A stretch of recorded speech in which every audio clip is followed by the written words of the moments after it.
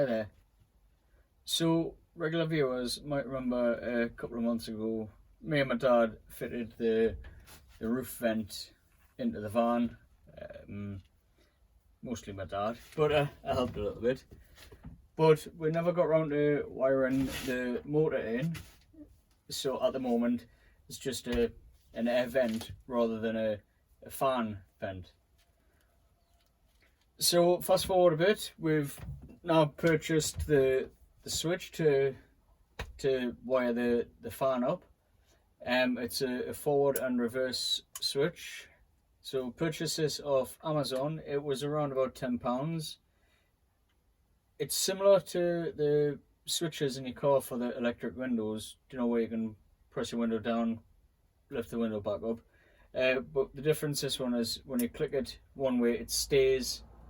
You can go back to the middle off, or you can go the other way, and again it stays, you know. So if I want the fan to be pulling air out of the van, you know, I'd click it on and it would stay and it would extract the air. If I turned it the other way, it would pull air into the van.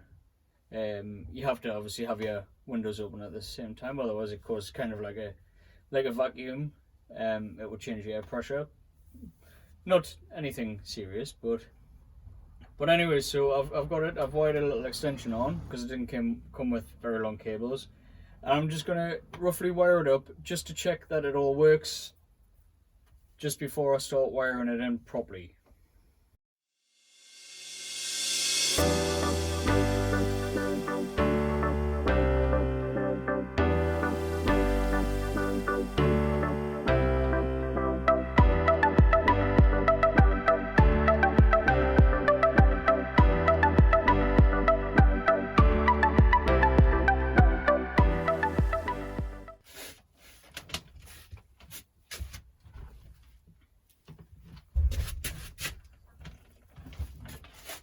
Okay, so I've got it, like I say, roughly wired up.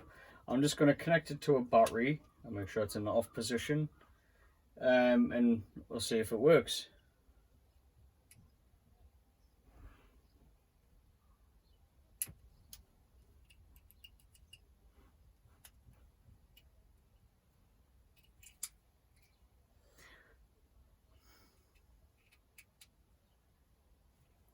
Stupid fiddly connectors. So right, that's absolutely flying away.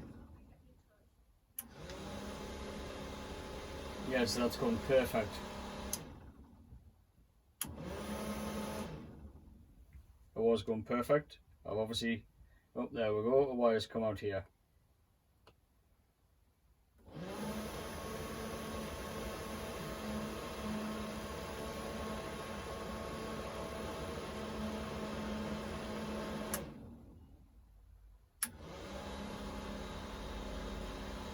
Yeah, so like I say, I can feel that pushing air into the van. So right, I'll just disconnect this temporary wiring again. I'll feed it through to where I want it.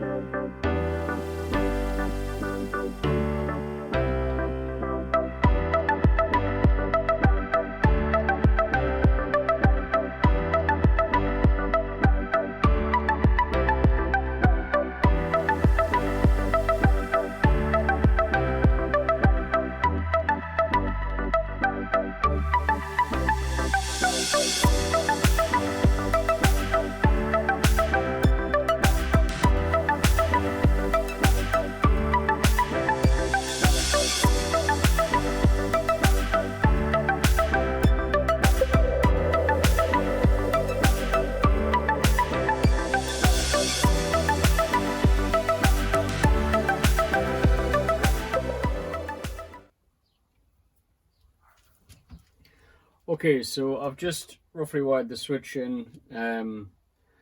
It's just I'm gonna tape it up to the roof for the minute. Once we get around to doing the ceiling, we're going to try and mount this into the ceiling if we can. So literally we just kind of reach up and press the button and turn it on and off. But for now, because we haven't done that, we will be doing that. We need to install the solar panel and all the wiring first before we can get around to doing it properly. So for now, we're just gonna, like I say, just tape it up into place, and that'll be fine for to get us by for the minute. So now I've got the power cable, like I say, I've disconnected for the minute. I'm just going to see if this one's long enough. If not, I have got a spool of wire in the house that I can get. That'll make sure that there's plenty on. I'm just going to try feeding it along again and back down and seeing if it'll reach back to where the battery is.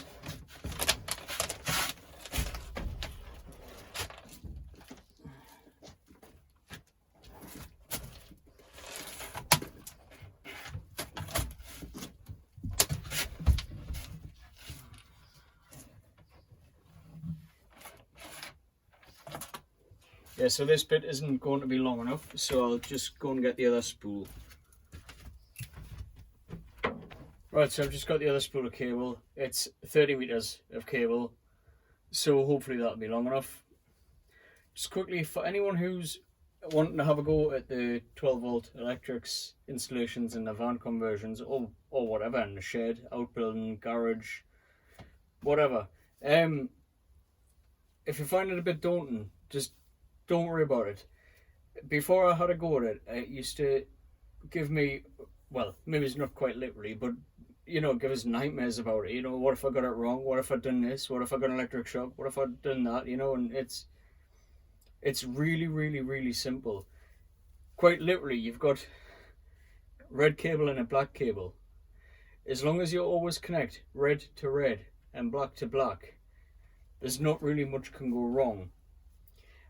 Granted, you get different thickness cables for different amounts of power. You know, you wouldn't use thin cable like this if you're connecting it to a solar panel or whatever. But you know, just running a very low powered motor that's on this fan, or for LED lights what we're going to put up, or for the LED lights we've got up at the back, you know, there's this little red and black wire. It's ideal. It costs peanuts. I think that was about tenner. Maybe it was £12 on Amazon for, like I say, 30-meter spool, and that'll be more than enough for to get the fan wired in, get the LED strip lights wired in, what we're going to put in. Honestly, just give it a go. Anyway, well, enough talking, back to this.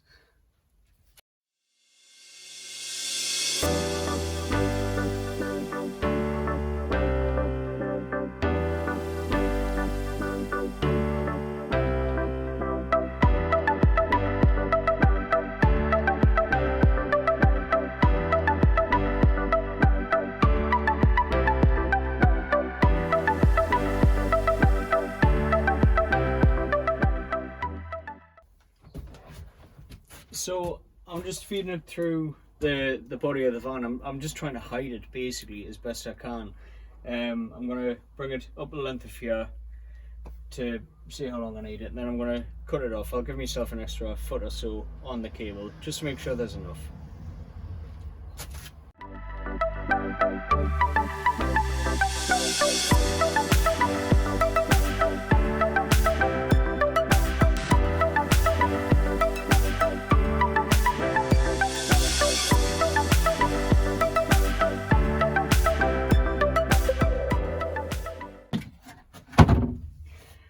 Right, so the cable's fed through. Like I said, I've given myself a little bit extra.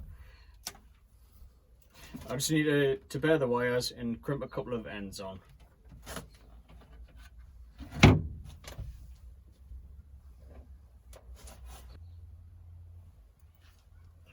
So I just had to run in the house quickly to get a couple of connectors, screwdriver and wire crimpers, which are just down there. So I'm just going to take the screw out quickly, make sure the connectors are the right size.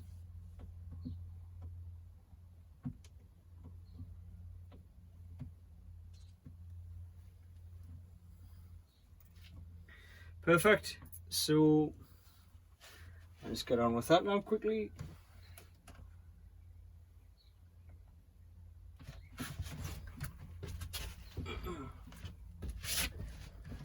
Grab the crimps, just bare the wire off them quickly.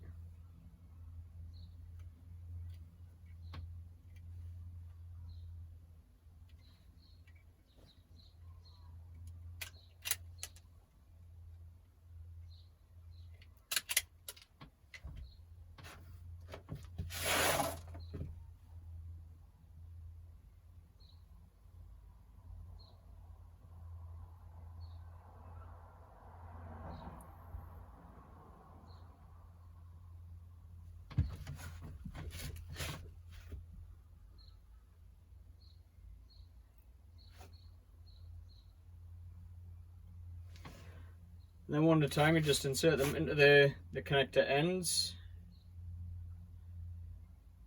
Make sure it's got a good connection. You can see the cable, you probably can't. The cable comes out of the end. So then you just get your crimps. These crimps are great. They've got the color coded holes. So if you're using a red crimp, use the top one, blue, yellow, and so on.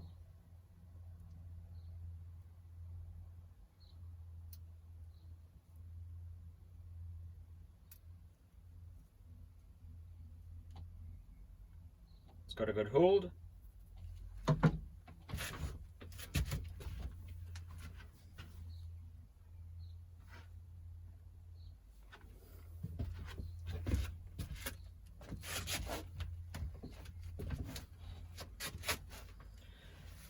And now we'll do the black one, just the same again. Now, I know it's a red terminal going on a black cable, but as long as you look at the colour of the cable rather than terminal, you'll be fine, you won't get it wrong. So we'll just slot the cable in again. It's just peeking out at the end, behind me. Sounds like a panto.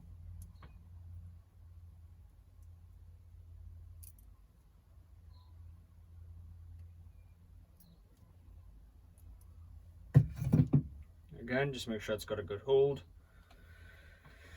So then now I would just connect these up to the battery, but I'm not going to do that yet because I still need to feed it back through. Kind of putting the power through it is the last thing you want to be doing, really.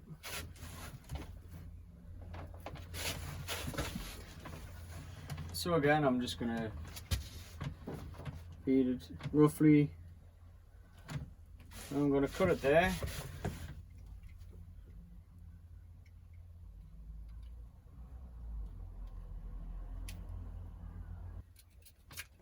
There we go. So I've just had to pause the recording as someone just gone up the street, belting out some song at the top of her voice. No idea what it was, but I mean, she was happy, so I suppose, you know.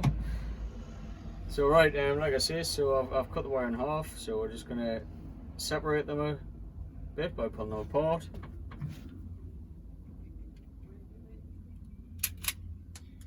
Bare the ends.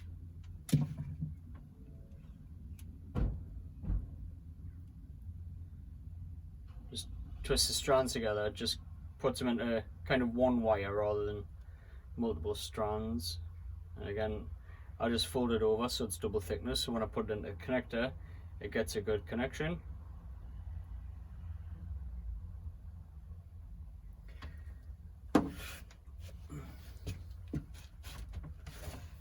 Nearly made an error. I nearly forgot to feed it through the bit of the van first of all.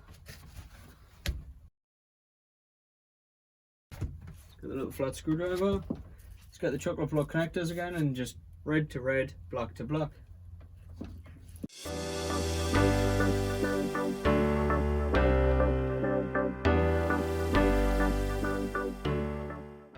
Just quickly, I'm just going to test it on my little battery again just before I screw it into the other battery. So I'm going to turn it to the on position because these are different type of connectors for the battery, but basically just black on the black, red on the red. Yep, the fan goes.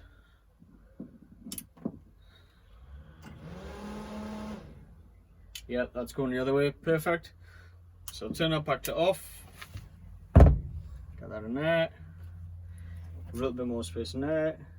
Get the screwdriver.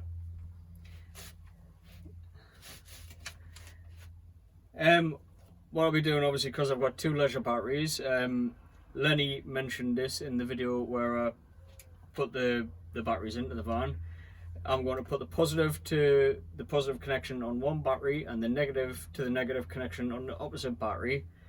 I didn't know about this, but it draws the load equally from both batteries as opposed to taking it out of one and then the other one having to send the charge into the other one. Like I say, I'm not an expert in electronics, but since Lenny mentioned it, because I was totally clueless, I've read up on it and he's absolutely 100% correct. If you've got more than one battery, you want to be drawing the load equally. So thank you, Lenny.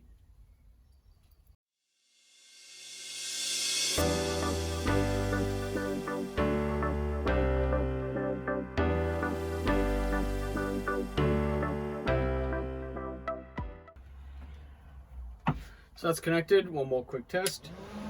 Yep. Yeah, perfect. So, like I say, I gave myself a little bit of excess cable. I'm just going to tuck that up out of the way.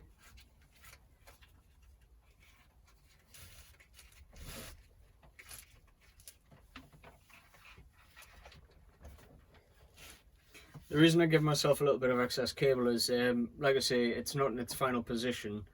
It's just so I've got enough cable to play with to move things around. I can always shorten it later, but extending it puts another chocolate block connector in. You probably see this one better. You know, and the compared to a cable, they're quite chunky connectors, you know. So, like I say, it's easier to shorten it than to lengthen it. So, I'll just quickly wrap this spare cable up.